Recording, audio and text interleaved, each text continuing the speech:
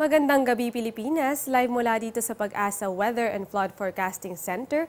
Narito ang latest sa lagay ng ating panahon. Maalinsangang panahon ang ating naranasan ngayong araw dahil sa dalang mataas na temperatura ng dominant weather condition na ridge o extension ng isang high pressure area dito sa may northern Luzon. Magdadala ito ng bahagya hanggang sa maulap na kalangitan na may mga pulo-pulong pag-ulan, pagkidlat, pagkulog dito sa may Metro Manila, Luzon, Visayas at damay na rin dyan ang Mindanao. Mahina hanggang sa katamtamang hangin naman ang makakaapekto dito sa may Luzon habang magiging banayad hanggang sa katamtaman ang magiging lagay ng baybaying dagat sa buong kapuluan. Huwag kayong aalis dahil magbabalik kami matapos lamang ang isang paalala. Teng, ang package.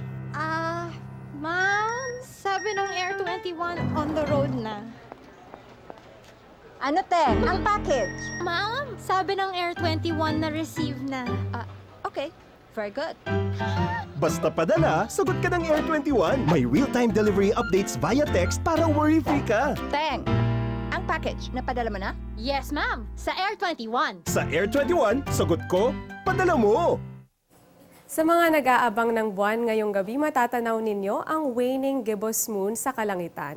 Ito ang phase of the moon pagkatapos ng full moon. Ito ay mas maliit lamang ng kaunti kaysa sa full moon, ngunit nasisilayan ang mahigit sa kalahati ng buwan.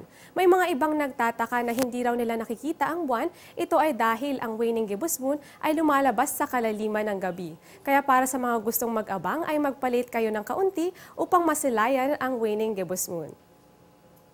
Samantala, para sa mga nag-aabang ng pagsikat ng araw bukas sa mga baybaying dagat, ang araw ay sisikat eksaktong 5:37 ng umaga at lulubog naman ng 6:28 ng gabi. At yan muna ang latest. Ito ang Panahon TV kung saan walang pinipiling panahon ang pagbibigay impormasyon. Ako po si Desa Lutope. Magandang gabi sa inyong lahat.